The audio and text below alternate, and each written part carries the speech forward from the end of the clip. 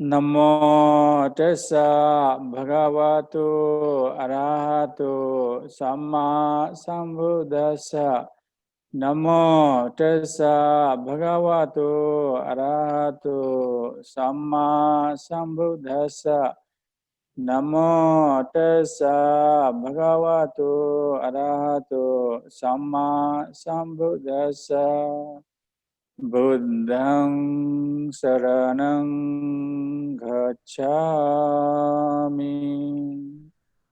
Dhammang saranang gacchami. Sanghang saranang gacchami. Dudiyampi tatiyampi Buddhang saranang gacchami.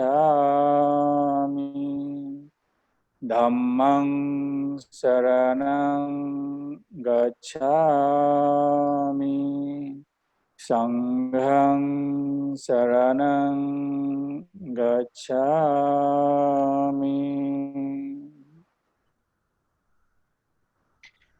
A very good morning and good afternoon, good evening to all the panelists and our guests and the audience who are watching from different parts of the world.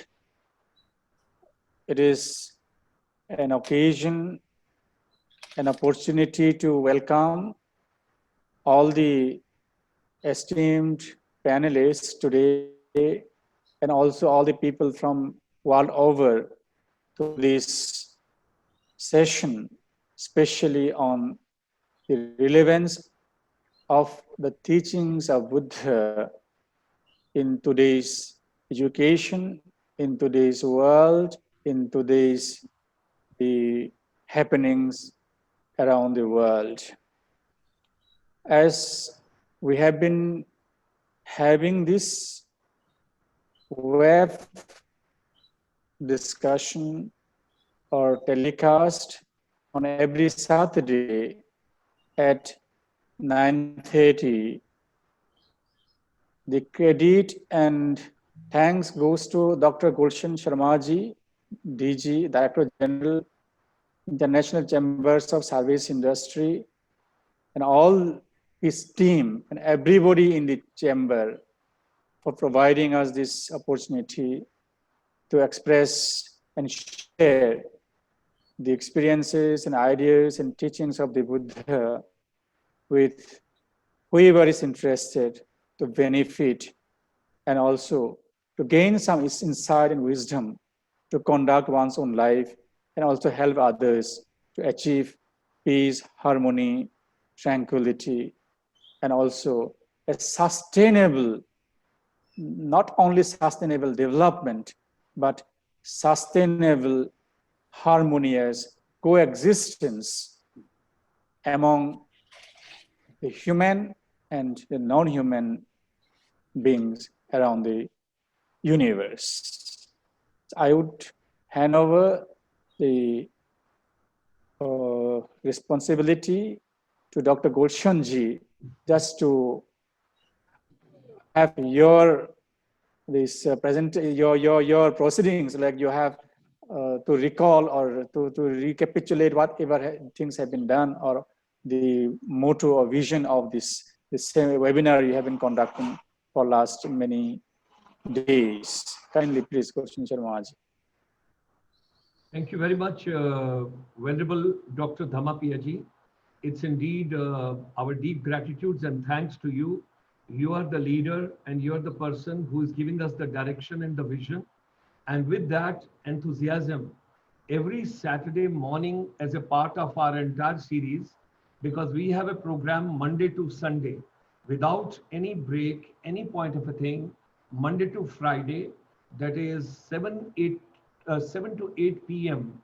Indian Standard Time in the evening, we have got a webinar directly on education policy of India, how the global education system is changing, school education, higher education, technical education, vocational education, skills and competency-based education, how the youth are getting empowered, how the teachers, educators, principals, vice chancellors, directors, they are getting empowered. So Monday to Friday, 7 to 8 p.m., we talk purely on completely with the various stakeholders from the world over, because it's a global confluence of educators, motivators, technocrats, and counselors and psychologists together to empower the entire education ecosystem. And every Saturday morning, as Venerable Dr. Dhammapiya ji, the Secretary General, International Buddhist Confederation, who took the initiative, and under his able guidance, we are getting this program every Saturday, 9:30 a.m. onwards, Indian Standard Time, because there are different time zones. People are joining us in the morning, people are joining us in the afternoon, people are joining us in the evening. And some of us, after watching this particular program, you got to retire and you got to sleep as well. And you are at either your dinner or you have finished your dinner. So different time zones are there, everybody world over. And every Saturday morning, Indian Standard Time, 9:30 a.m., we talk about what is the relevance of Buddha's teachings, Buddha's philosophy in today's education system. And I'm grateful to Dr. Dhammapiya ji to get us international expertise, esteemed guests, distinguished guests from the world over. And we all are trying to make it as simple so that the younger generation and people, those are in education ecosystem, they all can understand and they can be benefited. And I personally on my node, because when I talk about it, today is the 11th program, and I personally feel every Saturday, I feel so relaxed. I feel so much of soothing inside, and I get so much of empowered every Saturday that it gives me a new energy. It gives me a new synergy. It gives me a new vibration. It gives me altogether a different impact after this particular program. Now, ladies and gentlemen, who are we and why are we having this program? How we have taken the lead for this particular program? I just wish to share. The entire world economy is divided into three parts: agriculture, manufacturing, and services. So our chamber since 1994 is dedicated to service industry. That's a tertiary sector. And when we talk about services sector, what are we doing at present? We work onto the policy framework, strategy, consultancy, innovative pedagogies, and other things, whatsoever can be done in the services sector at the global level. And there are 30 million Indians abroad. There are 30 million Indians abroad as a non-resident Indians at this point of time. And our chamber is a one contact point. And that's why we brought in month of January from the 1994, the confluence of all non-resident Indians to come to India, to be together, to develop the strategy, what could be done at the global level, national level, regional level, state level, and then of course at the human level, humanity, how they can be benefited. So Monday to Friday, our chamber is bringing basically where we are talking about education. And every Saturday, like in the morning, we have got a Buddhism. In the evening, you will have a special seminar, special program, special webinar on wellness, where we talk about yoga, meditation, naturopathy, nutrition, organic, positive thought, positive living, and how to grow organic vegetables right on rooftop of your residence. So that is the way we get you experts from world over. They come on a common platform. That's at 7 p.m. Indian Standard Time in the evening. Now, there's a new education policy which has been announced in India. We would like to compliment the Honorable Prime Minister of India, Shri Narendra Modi ji. The new, that means the new name which is given now to the HRD ministry, and now it is known as Education Ministry, and Minister for Education, Dr. Ramesh Pokhriyal Nishank ji, and his entire team. They have done a commendable work, commendable job, a lot of hard work they have done, and they're trying to bring a new energy, new oxygen to the complete education policy, where they are talking about the technology, they are talking about innovation, they are talking about research, they're talking about coding, they're talking about too much of, the entire confluence. And there is no separate subjects in India now that these are the students for arts, these are for the commerce, these are for the science. There's an amalgamation of the entire education system. and this has come after 1986. So this is going to bring a phenomenal change as far as education part is concerned. So in that direction, we are also bringing you every Saturday morning that Lord Buddha, whatever teaching he gave, what inferences, what can we take out from there, which is relevant to our new education policy for the youth as well as for the teacher. Now, this series we started on 5th of June.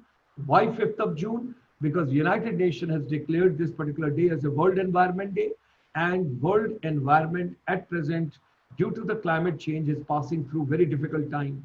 And we believe, very strongly believe, our chamber very strongly believes that no education is complete unless it is not applied in your day-to-day life. That means education got to have an application. It should not be theoretical. History is not only to be read, history is to be rewritten also in context with the present, what exactly is the need of the hour. So ladies and gentlemen, the world over, all the research which we have collected from 149 countries through our chamber, through our research associates, our presidents, advisors, and others, those are world over, out of these 30 million people, non-resident Indians, they have given us a very alarming situation that the next misunderstanding, although you see a lot of water all around and you find, oh my God, there's so much of water, there's a floods which are coming at certain places and all, but consumable water, utilizing or utility of the water, when you take into consideration, is very important, which we have to understand that water scarcity, water shortage, water related misunderstanding is going to be the next trigger for the global spark. So thereby, to have the global peace and the global prosperity and the global growth and the global harmony, we have started this series on 5th of June, making education relevant, where the water conservation is a very important segment. So those of us, those are watching world over, if you have got any of the expert who is working on water management, water strategies, water saving, please share the details with us. We would be more than happy to get them on this platform. Excuse me. Another very important factor. When you educate a male member, you educate individual.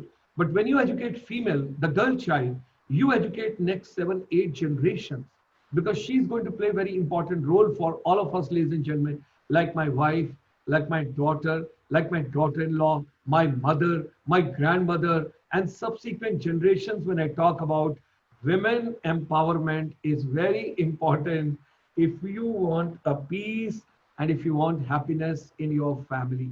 It's very, very important, because that is the way we have to take into consideration. Now, this particular series, we have got making education relevant, where all the stakeholders from school education, higher education, technical education, management education, and all other places, they are together on this common platform. That's the way we got to work it out. Now, ladies and gentlemen, every Saturday evening, 7 to 8 p.m., we have got Ayurveda for the global wellness. When I have already discussed with you, if you want to come on the webinar, fine. Most of the people abroad, they watch us on the Facebook Live. So you can see me right now on the Facebook also. This, our program, Buddha's Relevance, is going live for all of us on the Facebook as well, which you can open on the Facebook, Dr. Gulshan Sharma's page. Open your watch party. Let the humanity, let more and more people get benefited, and they should get the relevance and they should get beautiful notes. Then comes Sunday evening. Sunday morning, we get Professor Satyendra Dhiman all the way from the United States, and he talks to us. He's our former president as well. He's at Los Angeles in California, and he talks about India's various epics and Vedas, what relevance is there in today's education system. We are trying to bring out as much confluence of knowledge and wisdom from the various stakeholders from the world over. That is the way we want to work on. Then comes Sunday evening, 5 p.m. You've got India-ASEAN relationship.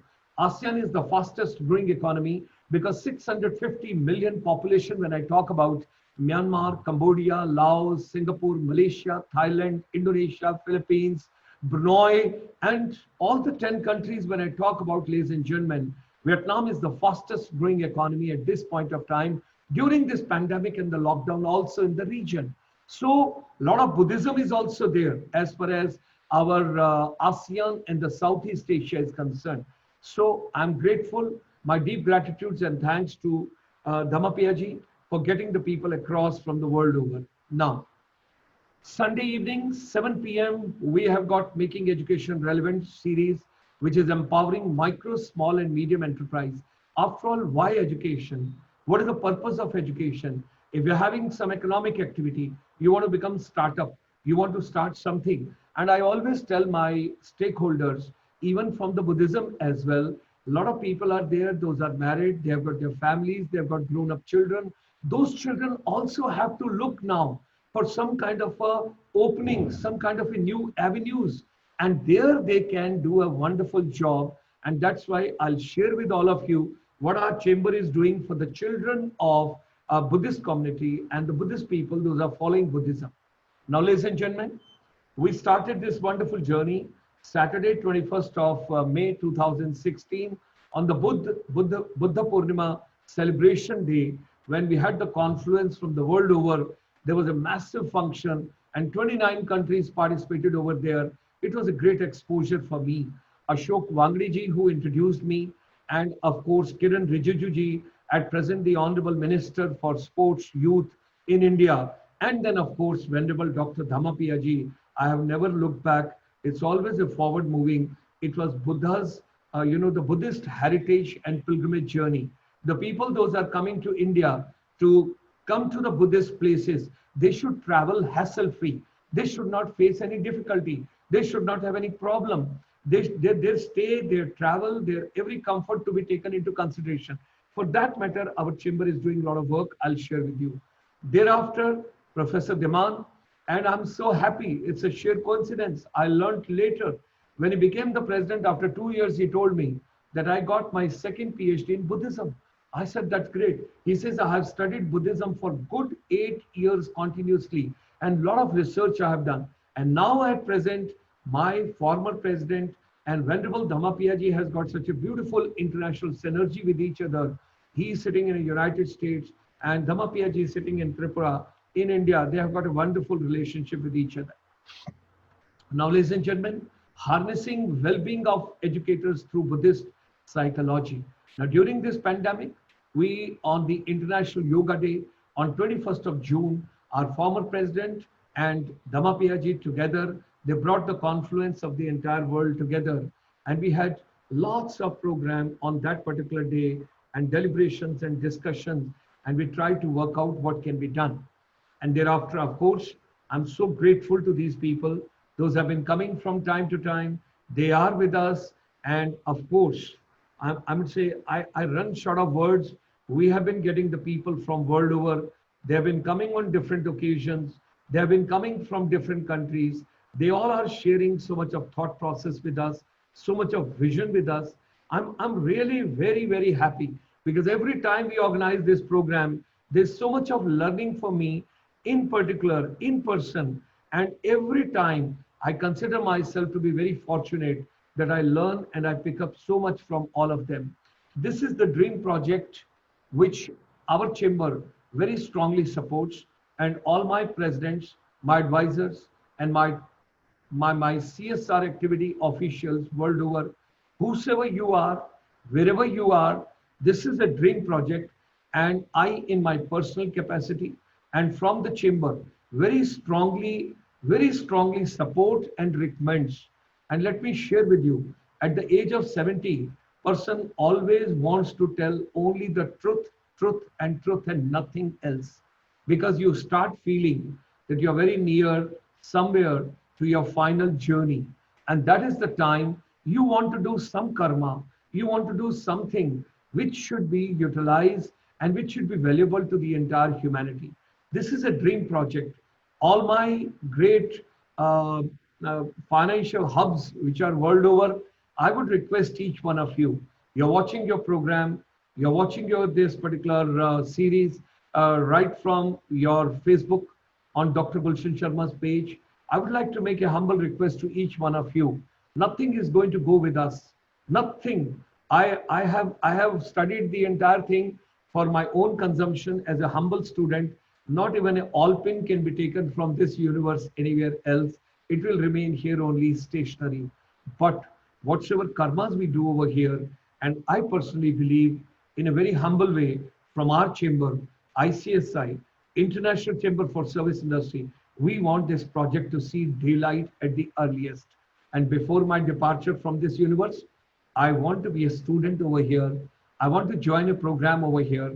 I want to learn something from this particular, my dream project, futuristic. And this should, because I learned, and during this pandemic, when I have gone through more and more books, more and more videos, more and more TED Talks, I learned that Nalanda University, when I talk about the world's first residential university with 10,000 students, 2,000 teachers, and how the Pali language, how the Buddhism, and a lot of great people visited that particular university to share their vision, to share their expertise, to share their knowledge, to share whatever they have. Sharing is very important. And that's what I want to request you on a Saturday morning. Let's share. The more you share, you will see it will multiply. This is my own lifetime experience. Today, if I can reach this particular stage in a very humble way, coming from a humble family, I think each one of you, you can contribute so much to humanity you can't imagine. You can't imagine. I'm a very simple soldier. I joined the armed forces in India.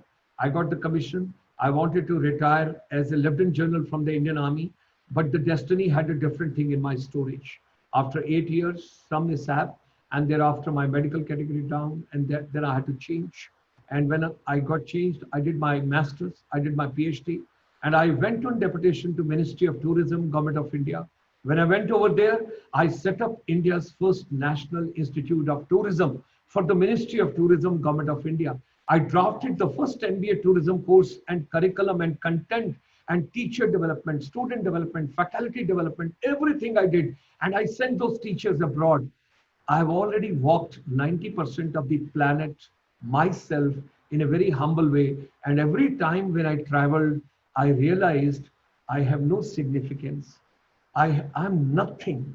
I'm nothing on this planet.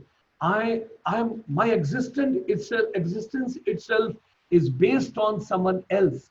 The breath which I'm taking, it belongs to someone else. So ladies and gentlemen, world over, this is my dream project, that this university has to come up, and this should take a shape where from the world over, there should be a conference of Buddha's students, Buddha's teachers, and Buddhism followers, and everybody from world over, they should come together, and we all should try and bring it. This morning, a very hearty welcome to the lady all the way from Australia, Madam Magali, Goirand.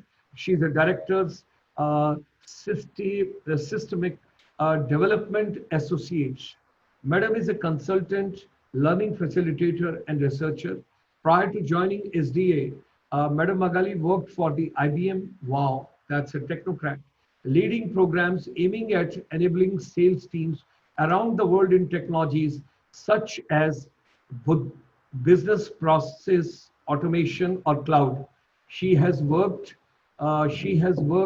with small and large international high-tech organizations in Europe and the US. Her dual background in science and business allows her to navigate the two communities with ease. As a learning and development professional, she has an extensive facilitation experience fostering collaborative learning. Her studies in the field of the humanities, applied Buddhist studies, opened her worldviews and casted new lights on her experience with science, technology, and business. A field of research she is particularly, when we talk about, interested in the intersection of ethics, well-being, health, technology, and education. She's doing her PhD. Wow, great salutation to you, ma'am. She's doing her PhD in health innovation. Wow. During Corona, nothing else could have been more appropriate. I think with health, you should bring wellness also. That's what I would request to you. In health innovation at Macquarie University, Sydney, Australia, researching the ethics of artificial intelligence. Wow, applied to healthcare. Hearty welcome to you. There's so much to learn from you. I think this is something wonderful which I've got over here. We are fortunate to have you this morning. A great and a very hearty welcome to you, ma'am. We have got Madam Cecilia Mitra, President Federation of Australian Buddhist Council of Australia.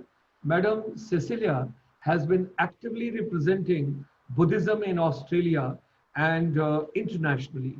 She has been advocating for the Buddhist voice. Madam has recently authored a book, Opens Like a Flower, Cut It with a Knife, a Buddhist mother's journey to grief. She began serving on the Buddhist Council of Western Australia Committee from 2008 and became the president of the Buddhist Society of Western Australia from 2013 to 15. From 2015 to 19, Madam Cecilia held the position of the president of the Federation of Australian Buddhist Council of Australia. Madam is currently on the committee of several Buddhist organizations in Australia as well as internationally. She is on the committee of the International Buddhist Confederation. Madam Cecilia has been appointed by the WA Museum to collaborate on Buddhist content for its new museum. She's also serving on the Human Research Ethics Committee of the South Metropolitan Hospitals. Today, everything is coming on health and wellness, so much. Wow. Western Australia. Cecilia ma'am also teaches meditation to beginners. Great. God bless you. Hearty welcome to have you with us. We have got Dr. Damenda Porage. He is a Chairman Foundation for Bddist Brotherhood. Dr. Damenda Porage is a global Buddhist activist and also a committed trainer, lecturer, and educationist, cum administrator with over 27 years of teaching experience at leading academic institution, teaching students from various social and cultural backgrounds. Hearty welcome to you. Dr. Porage represented Sri Lanka in a number of Buddhism, education, tourism, and culture-based conferences in many parts of the world. He also serves as the Deputy Secretary General, International Buddhist Confederation, India, since 2000 to date. I'm pretty sure I must have met you at the selection time of Dhammapiya ji at Dwarka. He is the recipient of many prestigious awards from different organizations in different countries like USA, Thailand, and Korea. And now we have to give you from the ICSI, also from India. With these words, ladies and gentlemen, we extend a very hearty welcome. And I wish to share with all of you in a very humble way that our chamber ICSI, it has taken the initiative. We are training 30 boys and girls. Those come from the Buddhist families. They are being trained for the Buddhist pilgrimage facilitation executives. Now you read the name very carefully, all the 4 words: Buddhist, pilgrimage, facilitation, executives. We are not calling them tourist guides because the world has changed and this pandemic has changed everything. This is India's first Buddhist pilgrimage facilitation executive training program. And we are equipping these children that whenever somebody is coming from the world over for pilgrimage, your effort should be how to make this journey hassle-free, tension-free. They should not have a problem for accommodation, for their food, for their health issues, for their travel issues, their transportation. Assist them the best possible way. And they all are from the Buddhist families. So I'm pretty sure that they will be morally committed to help each and every person, because whosoever comes to visit the Buddhist pilgrimage places, and particularly Bodh Gaya, Sarnath, Kushinagar, and all what we have got, they are the God's sent, very important persons, and we got to take care of them in the best possible way. So ladies and gentlemen, when we talk about it, certainly the Dhammapiya ji has already given the prayer, and we all had this prayer together. With these words, I extend once again a very hearty welcome to all of you. And thank you very much for your patience. Thank you very much for giving so much of time. Because what I wanted is The people world over, those watch on the Facebook, those open their watch parties, and those try and bring everybody into this fold, they all should know what exactly is this program, what is the purpose of this program, what is the objective, why are we having this program. And my dream project is, once again, before I hand you over to Dhammapiya ji, whether he allows me or not, whether he gives me admission or not, I will be a self-imposed student to get the first DLit degree from there, because my competition this morning is, I have done my PhD in 1985, which is irrelevant today. It doesn't hold any good. I should not be writing Dr. Gulshan Sharma. I should be writing compounder Gulshan Sharma, because that doctorate is obsolete now. So I have to do my degree again. And I don't want he should give me honorary degree. I want to do my DLit when he takes over and when he looks after all of us in the prayers, ladies and gentlemen, wherever you have joined. With these words, a hearty welcome to each one of you. And I request my most venerable, respected Dr. Dhammapiya ji to take this vision and this journey further. Okay, thank you so much, Dr. Gulshan ji, for your very interesting and energizing kind of introduction and presentation this morning, which has given energy. It's not only you, that the other people, I understand those who are watching this show, they also got energized because you are so energetic. And we have this morning 3 panelists, Madam Magali Goirand, we have Madam Cecilia, and we also have Dr. Damenda Porage, right? So it is to correct, it is not Porage, it's Porage. G is pronounced as G. Dr. Damenda Porage. My sincere apologies, my sincere apologies. No problem, just Dr. Damenda Porage from Sri Lanka. The teachings of the Buddha, the whole life the Buddha has spent not teaching within the boundary walls of a classroom, but the Buddha had taught in the classrooms of the universe. He had been to every person, every family, every individual, not only human beings, even non-human beings, during his lifetime as a Buddha for 45 years. There we find Buddha as a teacher. From his teaching, from his life, there are different dimensions we can extract from his teaching. One is the ethical dimension, which is very, very important. Then the spiritual dimension, which is also very important. And the social dimension, which is also very important. Then we have though it is not appropriate to say philosophical dimension, but definitely there is a philosophical touch. What we would say is the dimension of worldview, like Buddhist worldview or Buddha's worldview. So there are different aspects of the teachings of the Buddha that we can draw from his life, from his teaching, from his interaction with different people. As it is said, the Buddha has given whole life from the day he became Buddha. Out of 24 hours, he used to take a rest, not rest in the sense of just sleeping, but just lying down and watching the breath, breathing in, breathing out, just feeling the sensation, remaining equanimous, calm, quiet, for about 2 to 2.5 hours out of 24 hours. That's also just before early morning. The rest of the time he had devoted to teaching and instructing the venerable monks and the princes, the kings, queens, and then the merchants, the lay people, and people from different walks of life. That is starting from early morning till around say 7:30 or 8 o'clock around.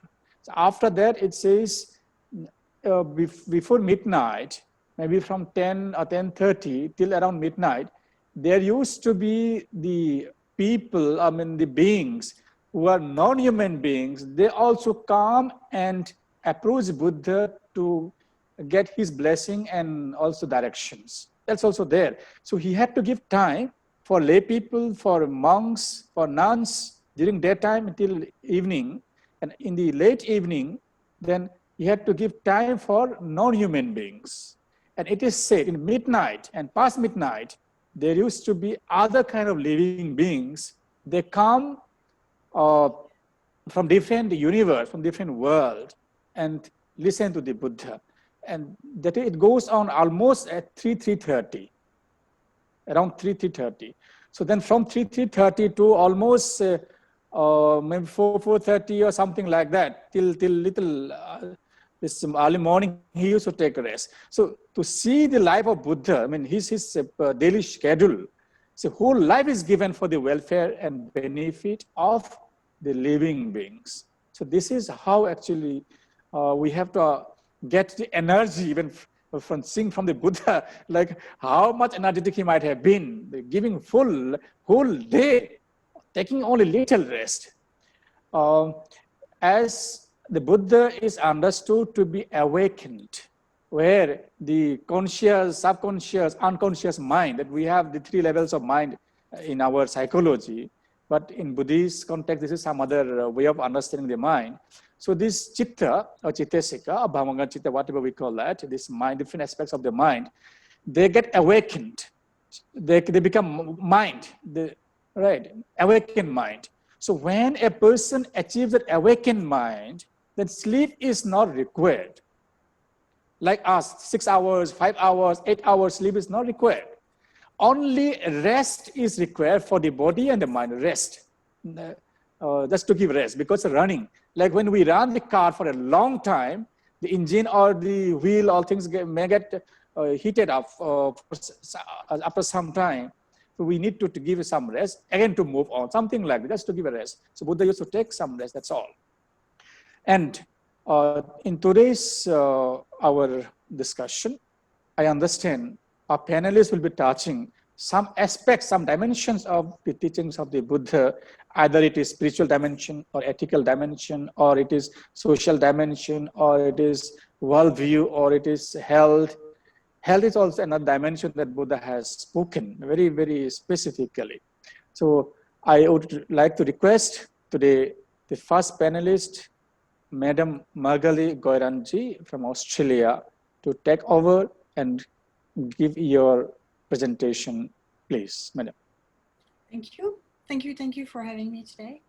And I live in Australia, but as you can hear, I'm also French and I'm American. So a little bit of a mix, so hopefully it won't be too much of an issue. I'm going to share my screen first.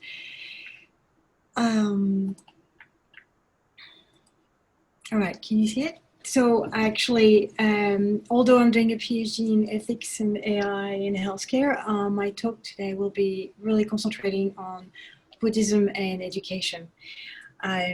So often in schools, right, and then I'm sure we all have that experience to a certain extent when you go to universities, especially universities and the scientific and the technical fields, there is a dichotomy between the brain and the heart. So, we have a very strong emphasis on brainy exercises, mental power, and we tend to see knowledge as power as opposed to virtue. And what the Buddhism can help us with is to harmonize the mind and character, or the heart, and make them work in concert in a coherent way, and help us overcome this dichotomy between matters of the brain, the technical parts, and matters of the heart, the so-called soft skills. So that was my experience. So I'm going to walk you through my experience as a student and as as I'm sorry because I have too many screens, as also into education. I'm a Buddhist education, but also a learning professional, because my original training is computer science, electrical engineering. So many moons ago, and I worked in the high-tech industry for over 2 decades, mostly in the Silicon Valley, and I had the good fortune to take a break 2 years ago. And I spent mostly 2 years studying Buddhism. That was pretty much almost my full-time activity at Nantian Institute in Australia. And I did a master's in applied Buddhist studies and also a humanistic Buddhism certificate. But I also changed countries, right? I was living in the Silicon Valley and I moved to Australia. So it gave me a really good break from my old habits. And I had an opportunity to reflect on my beliefs and the way I was operating before. So I'm very, very grateful for this opportunity. And at the moment, I can't do that full time. And I have to say, it really brought me a lot of serenity, just by the virtue of, even from an academic point of view, studying Buddhism. It was a very, very touching time. And it's actually, I'm pretty a bit attached to it. Okay, but during that time, I also had a couple of light bulb moments. And because I got out of my fishbowl, right?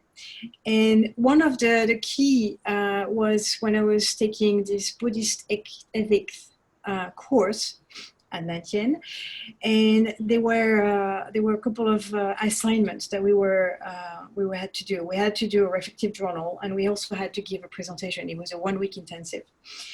And the reflective journal gave me an opportunity to think of this assignment as a gift. It was about the precepts and so on. So anyway, I came up with this idea of what if I was looking at assignment as a gift? What would it change? And that started, snowballed into a lot of other things. And so it made me think about what was going to be, if I consider giving a presentation as a gift, well, how does it change it? I mean, how does it change my position? I mean, it's not about getting a good grade or anything. What would it change my relationship with my fellow students and my teacher? So I further developed this idea in a research project during my master's, and I ended up being a starting point for further exploration that Bruce McKenzie, my colleague and good friend, really presented to you last week. So today I just would like to share the journey and shine a new light in particular on assessments in education and how through a Buddhist lens, and how we can actually see it in a bit of a different way. So there are some issues with assessments, right? And assessments, I'm talking about exams, graded exercises. It's a number, right? At the end of the day, you have a number, and it's powerful because it can really mean that you're going to get a scholarship or get to a big university or not, a career and so on. So there is some stakes attached to it. But there are also some problems with assessment is that it creates causes and conditions for unwholesome outcomes. Because the process mostly is governed by compliance, right? We have those assessments and there are a lot of rules and regulations around it. And the holy grail is objectivity. We all want, I mean, the idea is that you want to be bias-free and objective and everyone can be compared. I mean, that's the original intent. But at the same time, by the virtue of having those grades, it also implies that you're ranking students. And so you can create competition among students. And the Dalai Lama said there is nothing wrong with competition as long as it's with yourself, right? It's not very, very healthy to do it with others, right? You don't want to compare yourself with others. And there's a problem with assessment. It has some other potential side effects, right? So, for example, you can study for the exams, but just for the exams, and you may not explore other avenues just because you're very concentrating on getting the best grade. And it can stifle exploration, but you can also not take on a kind of an original point of view because you're afraid of failing. So you stifle innovation as well. So in short, grades, I mean, this idea of having this goal can make us forget that education is about learning. It's really about learning and getting better at whatever we want to do, right? It's not about the grade. The grade, it just happens to be there. But in the end, we tend to have a little bit of a skewed view of it. So it has also repercussions in the corporate world, right? Because then it's actually carried forward. But it's also another issue, right? It also reinforces individualism, right? Because your grades and assessments tend to just to be a personal work, and it's something that you're not supposed to be. I mean, you can have group exercises, but ultimately the grades are supposed to be yours, right? So when you look at it from a Buddhist point of view, if you really cast a Buddhist light on it, well, you say, well, the root of the issue. And again, I'm talking potential, right? The root of the issue is that it really can create a wrong sense of self. And it can also make you cling to the results, which really is not stemming from a healthy desire. So if you look at it through a Buddhist lens, well, the antidote. And Buddhism has those beautiful teachings, and one antidote is cultivating Buddhist virtues. And I'm sorry, I'm moving. And so to uproot greed and the 3 poisons in general, we can cultivate virtues, but one of them is generosity. So this is where I'm going back to my original my light bulb moment. Like, if we consider an assessment as a gift, then it begs us to consider the recipients. And we also know that in Buddhism, the recipients are, who is the recipient? I mean, there's a lot of dimension around there. So it opens our eyes on the learning community and the broader picture and what we can bring to other people. It's not just us, but we're also part of it. I think we have to remember that. So it augments the purpose of the assessment. It's not just about getting a good grade, right? It's about gifting learning to oneself, but also people around you and also teachers, because an assessment is also a feedback mechanism, right? And if we include the teacher, I mean, the teacher is not immune to it, I mean, it's part of the system. So if you look at it, again, I'm taking the Buddhist view, right? If the teacher looks at crafting an assessment as a gift, what does it change? I mean, what it would look like? I mean, it's about like, would you still craft it that you want to make sure everyone is going to get certain grades and so on? Or would you craft it in a way that it's going to be a learning experience? You're going to, your students are going to get what you want them to get out of it.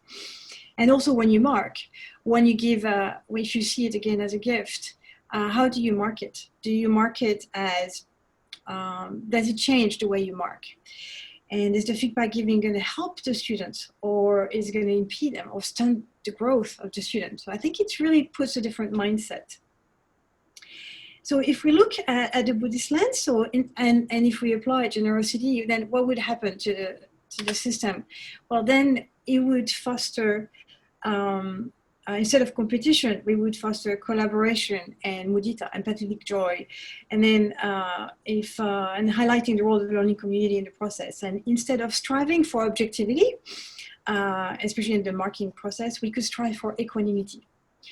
And especially that, if everything is interconnected, objectivity is an illusion because you're part of it. How can you be objective?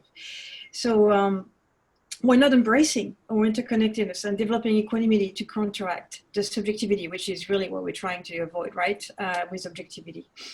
And a side effect also, if we position assessment as a gift, is that it will reconfigure the relationships between students and between the students and the teachers. And instead of being about compliance, then you create more harmony. So the insight here is like, it's not about changing the environment. I mean, the assessments are not going to go away. They serve a purpose. But instead of getting manipulated by them, Buddhism can really help us take on this opportunity and use it as a training ground to cultivate Buddhist virtues and develop equanimity, compassion, and empathic joy. So I would like to invite you to reflect on the interactions that you have with your fellow students and teachers and actually everyone. I mean, we learn. I mean, learn in life. Hopefully, we all learn every day. And whenever you have an assignment, a task, something to do, consider it as a gift to yourself and your learning community. Thank you.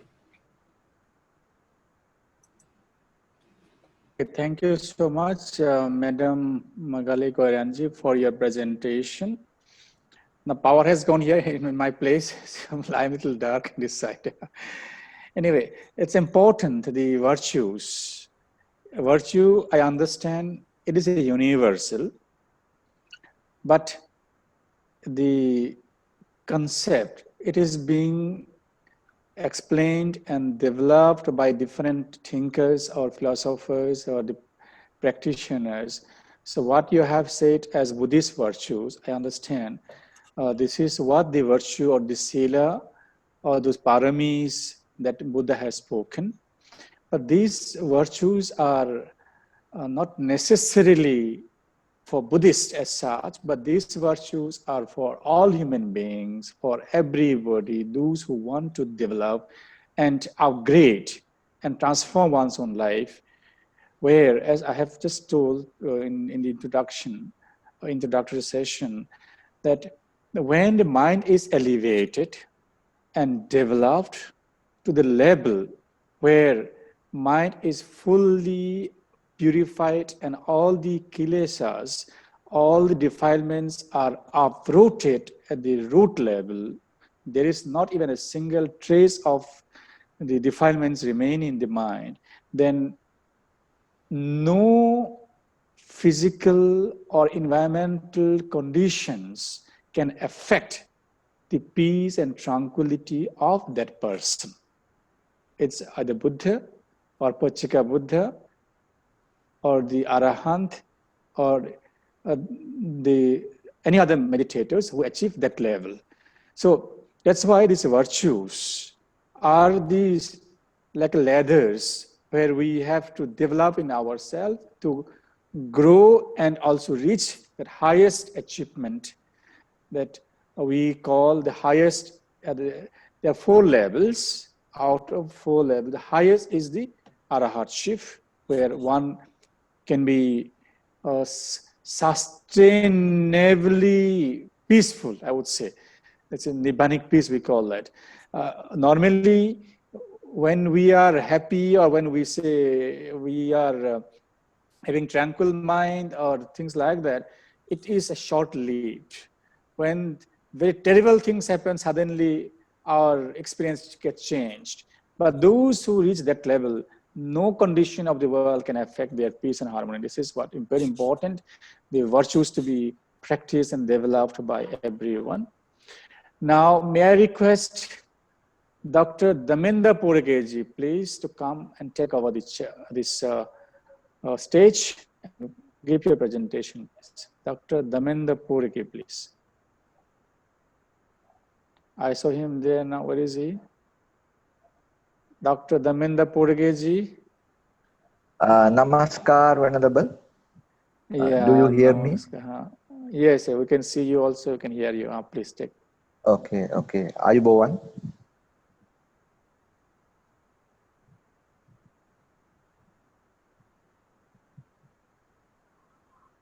I am Damenda Porage from Sri Lanka. Presently, I'm engaged in Buddhist activities, and at the same time, I'm teaching Buddhist monks as a freelance lecturer in the Buddhist and Pali University and the Bhikshu University Sri Lanka. And so this topic is based on education today, which is ideal thing.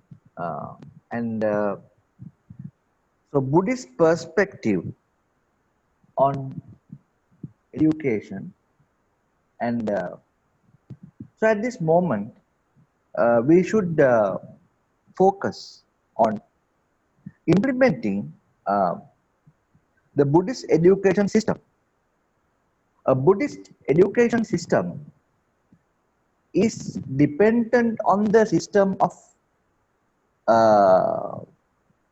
knowledge which leads to wisdom. Hence, wisdom becomes the principal goal of education system. Wisdom always incubates the right chetana or volition to build the right value system to guide our action. Therefore, the education system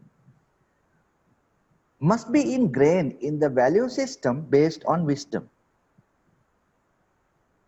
Buddhism is one of the most important schools of thought which analyzed everything logically and systematically. Buddhism always focused on wisdom based and value-oriented education system, or in a broad sense, wisdom-based education system, which leads to right understanding about anything. To know the reality or the actual truth, we must have a right vision or right understanding about it, and therefore we should act according to it. That is why Buddhism always begins with the right vision or samma ditti, which is well explained in Buddhist doctrine. So, according to this, the basic principle should lie on the Four Noble Truths and the Eightfold Path, which leads to wisdom. So, as we all know, the Four Noble Truths. So, what are the Four Noble Truths? So, the Four Noble Truths initially, when we when we give a kind of a lucid meaning. So, number one is suffering. Number two is the cause of suffering. Number three is the end of suffering, and number four is the path. So, this education system should be based on the Four Noble Truths and the Eightfold Path. So, Four Noble Truths, the suffering means, so when we say, so life always involves suffering. So, in obvious and subtle forms, even when things seem good, we always feel an undercurrent of anxiety and uncertainty inside. So, that is we call suffering. So, everybody has and we all experience. And then we should find the cause of suffering. So, the cause of suffering is basically craving and fundamental ignorance. So the recent times I have read, even His Holiness the Dalai Lama says, ignorance is the basic, the main cause of suffering. We suffer because of our mistaken belief that we are separate, independent, solid, or even I, kind of ego. The painful and futile struggle to maintain this delusion of ego is known as samsara or cyclic existence. So this is the cause, basic cause of suffering. So the end of suffering, the good news is that obscurations are temporary. So everything is temporary. We know the anicca. So another basic teaching is in Buddhist philosophy is anicca, which is the temporary nature of things. So people create more issues and problems, and they suffer because they think that everything is permanent. But we should know that things change, the situation changes. Even now, this moment will change very quickly. So they are like passing clouds that obscure the sun of our enlightened nature, so which is always present. So therefore, suffering can end, because obscurations can be purified. An awakened mind is always available to us. So likewise, we can see an end to suffering and the path. So what is the path? The path is like as our Venerable Mahatero, Dr. Dhammapiya pointed out, so living ethically and also practicing meditation and developing wisdom. So we can take exactly the same journey to enlightenment and freedom from suffering that the Buddhas do. So we too can wake up. So to go to this level, I mean the entire mankind. So the future of mankind, the future of mankind is children. So we are talking about education, and we are talking about implementing a system of education for our children, the children of planet Earth. So when we inculcate the Four Noble Truths and the Eightfold Path, which will lead to wisdom. So now, in Western education, we talk about developing the three domains like head, hand, and heart. So knowledge, skills, and attitude. So, but there we don't talk about wisdom, which is discussed in the Buddhist philosophy. So our education should be based on the Buddhist education system, which has the basics on the first teaching of the Buddha, the Dhammacakka Sutta. So the two main components are Four Noble Truths and the Eightfold Paths. So the Eightfold Paths are the way to end the suffering, and then so the right view, Samma Ditti, and the right intention, right speech, right action, right livelihood, right effort, right mindfulness, right concentration, and the developing of wisdom. So they are the Eightfold Path. So I'm not going to go into much detail because I think there is another person waiting in the line to give her viewpoints. So the idea is basically the implementing a system of a Buddhist education system, which leads to wisdom, which will be the solution to the existing issues and the crisis of the world. Thank you very much, Venerable.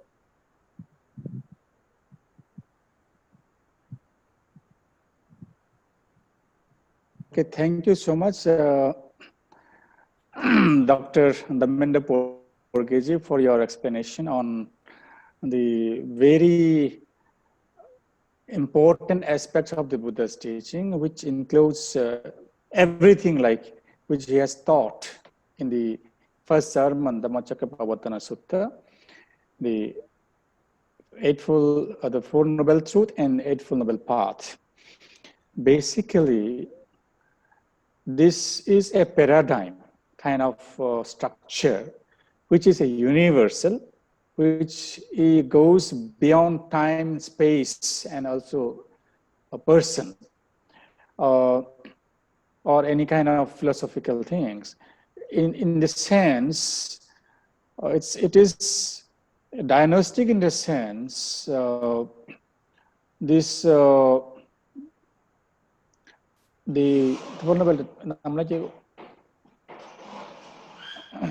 this the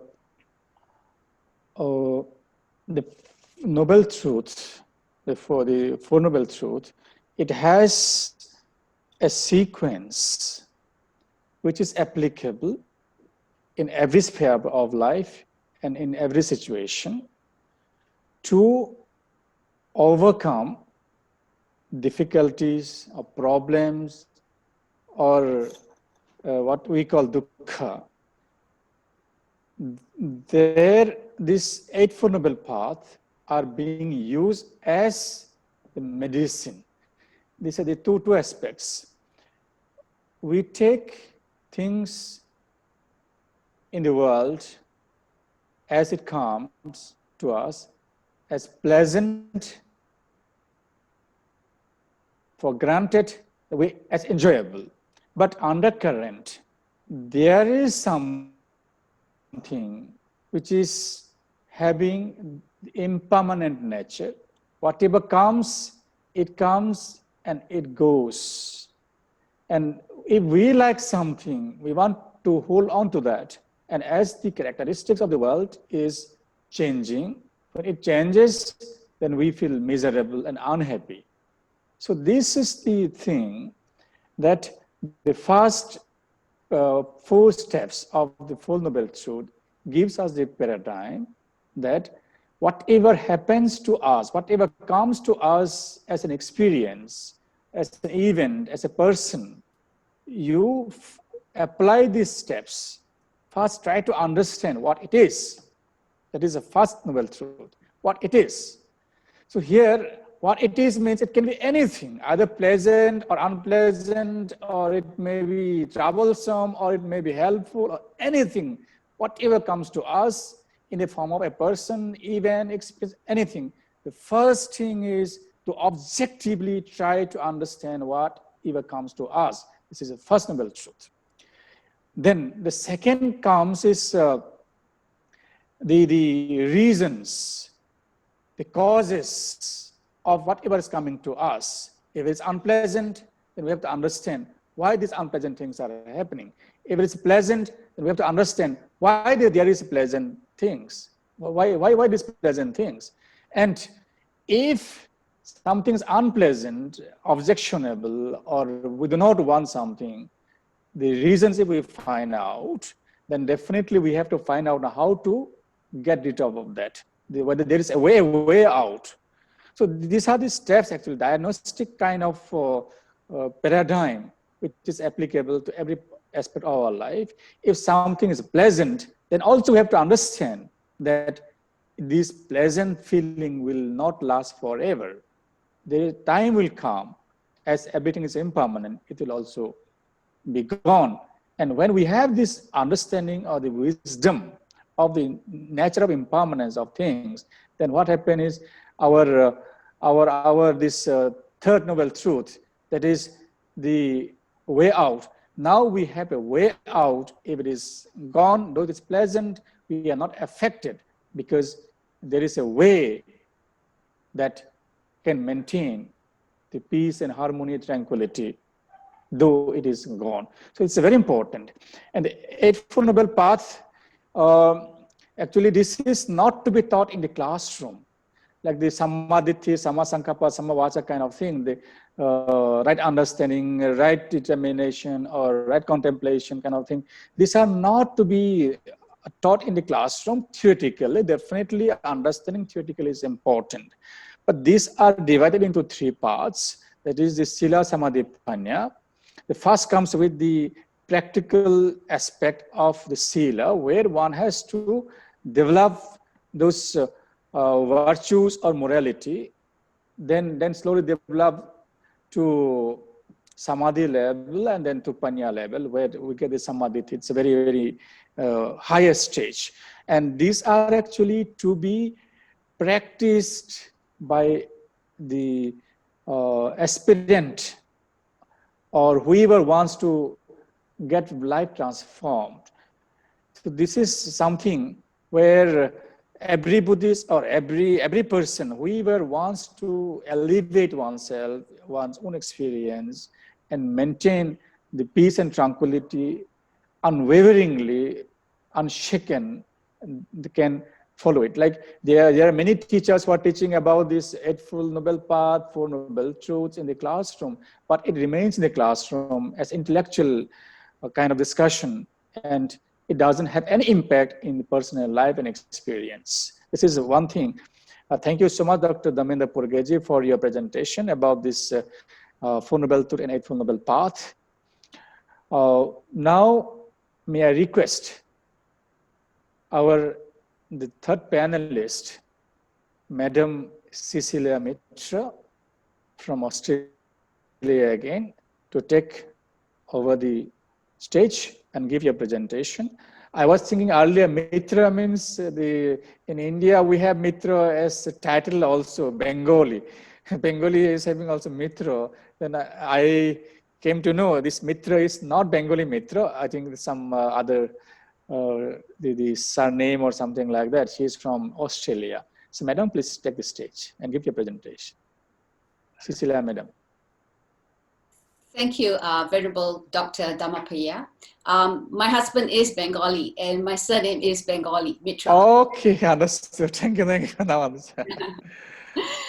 So today my presentation is on my personal experience and how the Dharma has helped me. At some point in our lives, we will experience a tragic loss, which will be life-changing. And for most of us, this will force us to question our very existence. It could be loss of health, security, it could be a divorce, or it could be loss of a loved one. And that is when the Dharma can be used as medicine to heal us. For me, it was when I found my 30-year-old son, for no apparent reason, dead on his bed on an otherwise ordinary Monday morning. The death of a child at whatever age is one of the most tragic loss that any parent can experience, especially if that loss is sudden and unexpected. It's like a part of our own body that has been cruelly torn off. Nothing in life prepares us for this. We are not in schools, we're not taught any coping skills, and our lives are thrown into utter hopelessness and chaos. When I saw my son lying still and knew he was dead, I was stunned and paralyzed with grief. And at that moment, I understood the meaning of dukkha, the first noble truth. As a Buddhist mother, I understood that I had to say the right things for him to have the best rebirth possible. The worst had happened, and now it was my duty as his mother to lead him to the best rebirth possible. I kept repeating like a mantra, may you have the best rebirth possible. I did not want him to be left distraught that we were shattered by his sudden death. There are no words that can adequately describe what this sudden loss feels like. It makes you lose confidence in everything, especially if you are uncertain as to the cause of death. It took many months for the coroner to confirm that it was due to a blocked artery and that my son had died at the age of 30 of a heart attack. All I could think of was, why? How? What is the meaning of this? As a Buddhist, I was conflicted. I thought I understood the teachings of the Buddha, that life is dukkha, suffering. Attachment causes suffering, that all conditioned things are subject to death.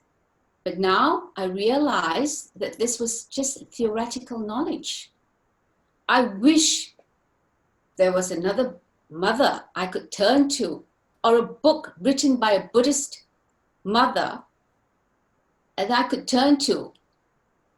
I knew there were many books out there that were written by monks, that there were many books written by non-Buddhist people, but I was looking for answers for someone who has experienced the same pain and suffering that I was going through. In the words of Ajahn Chah, theory and practice, the first knows the name of a medicinal plant, and the second goes to find it and uses it. So for me, as a Buddhist practitioner of more than 20 years, walking the Noble Eightfold Path meant being able to apply the Dharma at this most painful time in my life. To survive, I had no choice but to use the teachings of the Buddha as my raft, lest I drown. The Dharma provided all the tools I needed, and now I had to have the confidence to use it as medicine for my grief. The Noble Eightfold Path begins with right understanding or right view, understanding impermanence, understanding that everything we own, everyone, and everything we love will be separated from us, whether we die first or not. Life can be treacherous, and there are no rehearsals once we are born. Life gives us no choice as to who dies first or when. Our children can die before us, and until we can accept the truth of impermanence, we subject ourselves to immense suffering. A quote from Ajahn Brahm: suffering is asking from the world what it can never give you. This leads me to the story of Kisa Gautami. I'm sure most of you know the story, but I'll just tell it to you briefly and how it helped me. When her son died, she carried her son on her hips and asked for medication to cure her son. When she was directed to the Buddha, he asked her to find mustard seeds from a household that had not experienced the death of a relative. She thought it was going to be an easy task, but when she went from household to household in the whole village and could not find mustard seeds from any household that had not experienced the death of a relative, she understood the truth of impermanence and accepted that her son had died. She laid her son to be buried and went back to the Buddha for teachings. She later became an arahant. Patichara, another Buddhist, another woman who experienced great loss and grief. She lost a husband, children, and parents in close proximity. She would not have survived. She would have gone mad if not for the kindness of the Buddha. Reading how the Buddha helped these women helped me in my grief. Meditation was my medication. Meditation 3 times a day was my personal script for my grief. Words of comfort from others could not alleviate my grief. The only thing that helped me was reading the suttas and meditation. In my pain, I needed meditation as my medication to just be quiet in the moment, to calm my mind and to understand the intense suffering I was going through. I was having flashbacks of my son lying dead on his bed. And well-meaning people were of course concerned. I thought, of course I'm having flashbacks. I just found my son dead on his bed. I felt that it would be unnatural not to process this deeply as my mind replayed the shocking scene I just witnessed. For me, it was a necessary part of my healing process. There is a natural tendency for us as humans to try to avoid anything painful by numbing the mind with pills or with distractions that will make us forget suffering. The flashbacks to me were metaphorically like flashes from a lighthouse which serve as a warning to ships of the danger. In my case, the danger of navigation through the ocean of samsara. I was not sick, neither physically nor mentally. I was grieving my son's death. And instead of numbing my pain, as a Dharma practitioner of many years, I intuitively wanted to gain understanding of my intense grief. I understood that this was the time for me to observe the intense suffering and investigate the causes. I personally did not need to be fixed with a pill. The Dharma provided the tools, and mindfulness meditation for me was the method. I just needed to be brave enough to sit through it to heal my wounds. The Buddha said, the stream of tears that you have shed through countless lives in samsara, through meeting misfortune, is more than the waters in the oceans. Many people are afraid of grief and being around someone in grief. They want the suffering to magically disappear.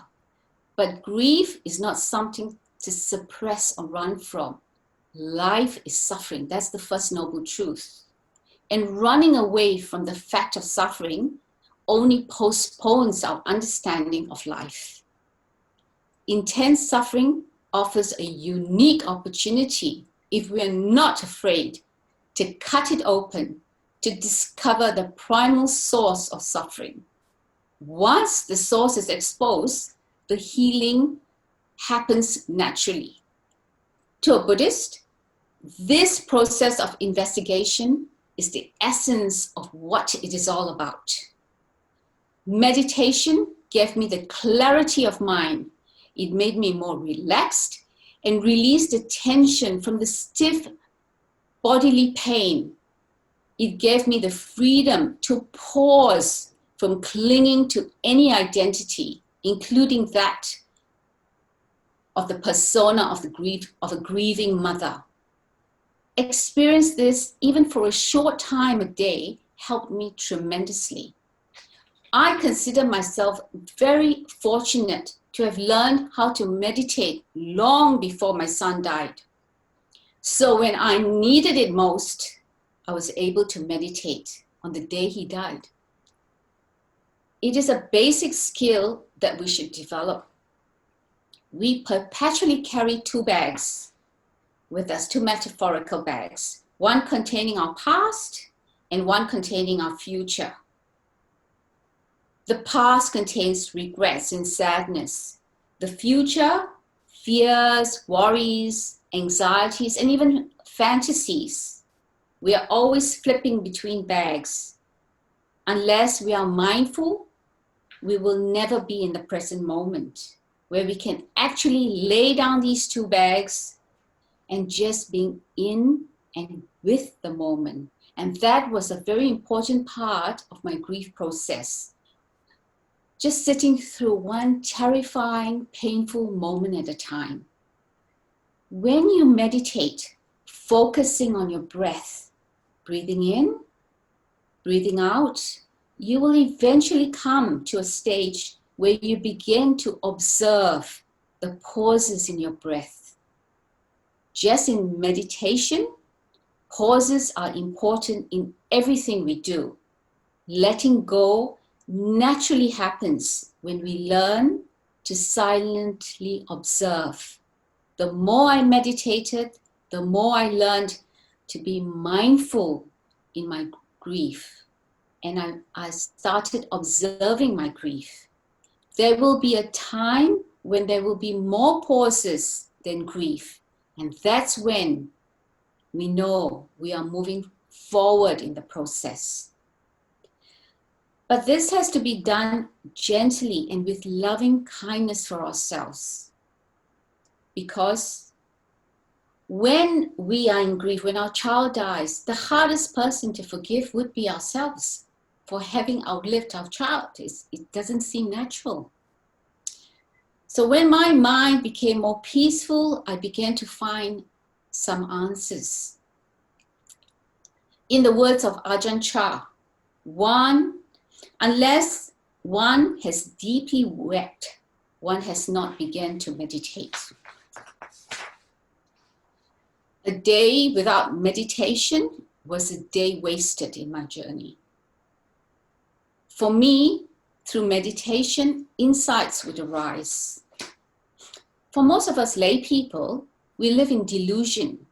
It is only when we are hit with intense grief, like the loss of a loved one, like the loss of a child, that we are ripe to question what the really important things in life are. And only then we are willing to make those changes, because life offered no viable option. We can go into perpetual lamentation or accept that life offers no choice as to who or when we die or who dies first. And because it is not our time to die, we must carry on as best as we can with a change of attitude. Human life is very precious. We cannot continue with lamentation, but use this precious life in our journey, in our path, to do the best we can. And in the words of Thich Nhat Hanh, no mud, no lotus. We can use this most terrifying experience as one of life's greatest teachers to move forward towards right understanding and ultimately towards wisdom and liberation. When my son died, I could not find a book from a Buddhist mother's perspective on the relevance of the triple gem to understand suffering at its root. I wrote this book, Opens Like a Flower, Cut It with a Knife, a Buddhist mother's journey through grief, in the hope that it could help other Buddhist parents in grief. I have shared this book with other bereaved mothers, and one bereaved mother told me that when her only child died, she was on the verge of ending it all for herself. But when she read the book, it gave her some new hope. And although she was not a Buddhist at the time, she has begun to meditate daily. And this has given me some happiness that I'm able to help someone else. Thank you. Thank you so much, Madam Cecilia ji, for your beautiful presentation. You have presented the Four Noble Truths in a practical aspect with your own example.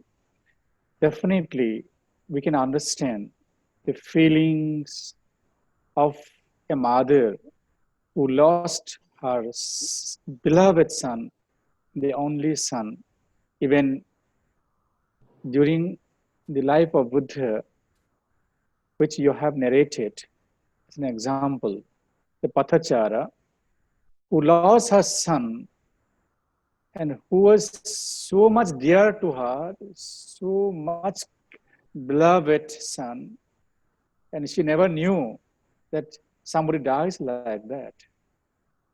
And she carried the dead body, that son on her hand and palm, and went here and there searching for medicine to revive, or I mean to bring life back. But it was the Buddha who brought her into a sense, making her realize that the more we are attached, the more we suffer. And she was given the understanding that everything changes. Life is also changing. Nothing is static. And not only your son, everybody whosoever is born in this world, one day has to die. So he got that understanding, and wisdom about the impermanent nature of life, then she came into sense, and her grief, lamentation, pain got reduced, and she did her meditation under the guidance of the Buddha. She later on became fully removed, or who overcame from all these sufferings, who became that what we call an enlightened or this highly evolved person. So it's really very, very touching. And this is, I think, the cases experience not only with Madam Cecilia, it is happening with almost all human beings in some point of time or the other. Like, if it is not son, if not daughter, but it may be even a pet, or maybe some item or something which we love, or which we care. Like for me now, you see, I used to have one pet called Alex. So this, it's almost since 2010 or 11 when we had one volunteer from America, Lilia Goldenberg. She brought a small pet and small dog, and then she was here as volunteer with us. She served freely as volunteer. Then when she returned to America, went back, and the pet, that dog remained here, and he has been with me almost for last more than 10 years, I think now. But suddenly around 10 days back, he disappeared. I mean, now we are not able to trace him, where he is gone, or somebody took away, or somebody killed, or where. So for last almost 8-9 days, though I'm a monk, but I'm having some feeling for this pet, because he doesn't eat any other food. Some proper food has to be given, well cooked and things like that. And he used to sleep on the sofa and the car properly, like that kind of this mattress and everything like that. So something like that. The thing is, when we love somebody, when we care somebody, when we are attached to something, then when it is the situation changes, then we get affected either mentally or emotionally. But when we have the understanding of the impermanence, the law of impermanence, and when we meditate, then our minds get tranquil. So this is the thing that Buddha has spoken. Piyehi vipayogo dukkho, apiyehi sampayogo dukkho. It means to dissociate with loved ones is also a dukkha, you see. And to associate with the person whom we do not like or we hate, that's also a dukkha, says. Equally, like to be together with the person whom we do not like at all, we cannot see, that's also a kind of dukkha. And to be away from our beloved person is also dukkha. So there are different kinds of dukkha or suffering in life that when we meditate, when we study and also develop our understanding into the real nature of things that's happening, then what it's called, this soka, parideva, dukkha, dumanassa, means grief, lamentation, and sadness, sorrow, so many other kind of these the feelings, the negative feelings, they get subsided and disappear, and we can elevate ourselves and remain calm, quiet, and tranquil. This is what the teachings of the Buddha, that we have to grow ourselves and develop within us. Thank you so much, Madam Cecilia, for your beautiful presentation. Now, I would like to hand over to Dr. Gulshan for your closing remarks, and then maybe I'll have last chanting before we close, please. Thank you very much, Venerable Dhammapiya ji. In fact, after listening to ma'am, because I don't do meditation, I don't do practice that way, but I turned quite emotional. I realized I could understand, I could relate something to my own people, my own life. Ma'am, I've got a small question because it's not from me. It's coming from world over, and people just want to know. There is a question for the other lady also. But first, let me have a question with you. Somewhere you mentioned about some herbal plant or something, or a herbal plantation. Just some of them they could not relate to. I've got some Spanish people from Peru and Costa Rica. And during your talk, you mentioned somewhere herbal plantation. That was in what context? Somewhere, Who's the question related to? it is to you, ma'am. Oh, okay. Cecilia, Mitra, ma'am. This is a quote from Ajahn Chah. Ajahn Chah is a very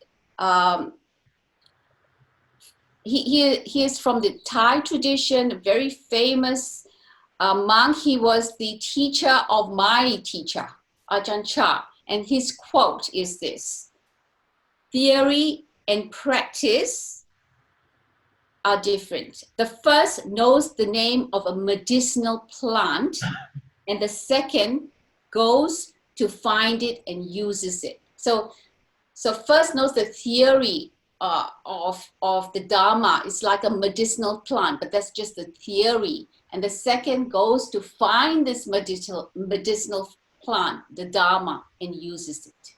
Okay, thank you very much, ma'am. Very kind of you. Yeah, it is used as a metaphor. It's an example. Okay. Because they could not interpret properly, because most of them they are speaking Spanish language there. So he told that I could not understand. It is my president, Mr. Pratap Singh from Peru, P-E-R-U, Peru. He is right over there watching your program. So he told me that we could not relate to that. So now we have understood what exactly you have conveyed. Okay. Now there are two questions for you, but I'll put into one only, madam. Okay. I'll take you one. Your PhD is towards health. So Yes. they are interested to know, are you taking wellness factor also in that? Because wellness is more important than health. And particularly when we are talking about Lord Buddha, somebody wrote a very big paragraph, so I'm not reading that because it will take a lot of time. They say wellness is more important than health segment as a medical term. And secondly, you use somewhere, or rather I used in my introduction for you, artificial intelligence.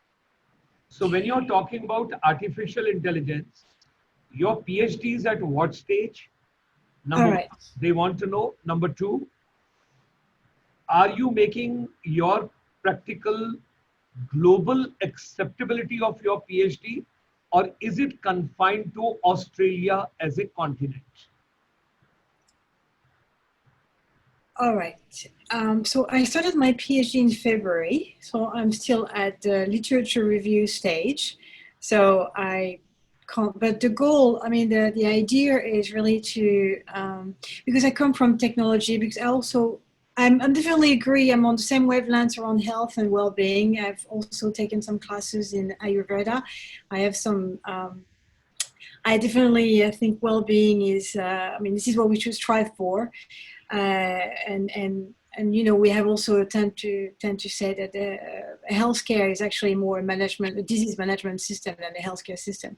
But my PhD is really about, at the moment, the idea is that there are not many, there are a lot of artificial intelligence applications being developed for healthcare, but there are not, and there's a lot of artificial intelligence ethical frameworks being developed.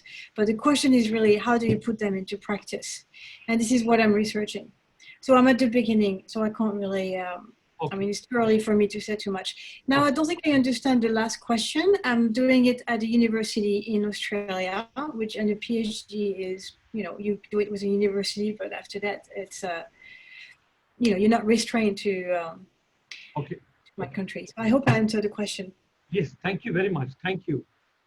As far as my Damenda Porage is concerned, people are very happy. No question for you, but compliment for you. You brought 4 words: knowledge, skill, attitude, and wisdom. So thank you very much.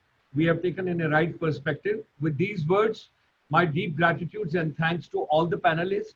And I got to learn a lot from Madam Cecilia, how to overcome and how with the meditation over the period person can. But yes, certainly, because I come from the armed forces and I wanted to retire, as I mentioned initially, as a Lieutenant General from the Indian Army. But the destiny had something else in my storage. And when you have to carry the dead bodies on your own body, and you have to carry them, you got to bury them, you are not in a position even to take them to their respective places. That time you realize what exactly the life is, the purpose of life, the meaning of life, and what exactly the destiny has got in storage for all of us. But ultimately, we all got to go from here. That's what we learn. And something has to happen, something has to take a place, and that takes a shape. And as a layman, because I'm just trying to pick up the threads and learn, and at present I'm not that strong as you are, but one got to understand that how, because you used two words and people have repeated in 57 WhatsApp to me right over here, and that is two words people have taken from you, and that is meditation or medication. You use two words, meditation as medication. With these words, ladies and gentlemen, I hand you over to Honorable, Venerable Dr. Dhammapiya ji, because there's a great learning for me every Saturday from him. There's so much to learn. So I want to be a very, very sincere, humble, disciplined student of his so that I can pick up some threads. And I know I'm not going to get moksha. I have to come back again because I've done so much bad. But well, still I'll try whatever is left over at the age of 70. The remaining portion, if I can reform and I can improve, I'll try and do and try and put it in the right perspective. With these, And can you give me 1 minute, please? Sure, sir, all yours. Okay. Please. Yes. So let me thank my Secretary General, Dr. Venerable Dhammapiya Mahatero, for connecting me with this very good program. Being an educationist, I have been in the service for about now 3 decades before I retired. And then my thanks go to Dr. Gulshan Sharma. And you are doing a wonderful program. And I had to mention 2 things. One is that I'm really interested in your tourist facilitator training program, which is really wonderful. Sir, we will call it pilgrimage. Don't call tourist, otherwise Venerable Dhammapiya will get annoyed. Call it please. Pilgrimage facilitator executive program. Yes. This is really wonderful. We will have a personal talk afterwards regarding this program. And then the other thing is like being a former soldier. And you may have lots of experience in the in your life, and also we must salute, sir, because we remember many soldiers of Indian Army died in Sri Lanka during late 1980s as a part of the civil war, where India helped Sri Lanka. And thank you the other 2 speakers, and for their very vital and wonderful inputs. And we were really inspired, and everybody, I think, very happy for your experience, knowledge, and wisdom shared in this platform. So thank you very much, everyone. Okay, thank you so much, Dr. Damenda Porage, for your kind words and sharing your thanks with everyone. Let us now bring this session to close with the closing prayer, please. Namo tassa bhagavato arahato samma sambuddhassa bhavatu sabba mangalang rakhantu sabba devata Sabba Buddhanubhavena, Sabba Dhammanubhavena, Sabba Sanghanubhavena, Sada Sukhi Bhavantu Te. Sadhu, sadhu, sadhu. May all beings be happy and peaceful. May all beings be free from danger and fear and illness. May all beings be happy, healthy, and peaceful. Thank you so much, everyone. Hope to see you next. Thank you. Thank you. Venerable Dhammapiya ji, thank you very much. And I'm grateful to all the people, those are watching us live from the different countries. And my deep thanks and gratitudes. It's 11:25, going to be quite late. And Professor Satinder Dhimanji loves Venerable Dr. Dhammapiya ji. I don't know what frequency they both have matched. He's watching your program. And he told me today, quietly, I watch all his programs, which is coming on Saturday. So thank you, Dhammapiya ji. I'm so grateful for bringing these three legends, three celebrities. And I'm so grateful to all of you. And good morning, good afternoon, and good evening. And of course, good night to the people, those are about to sleep. Thank you. Thank you very much.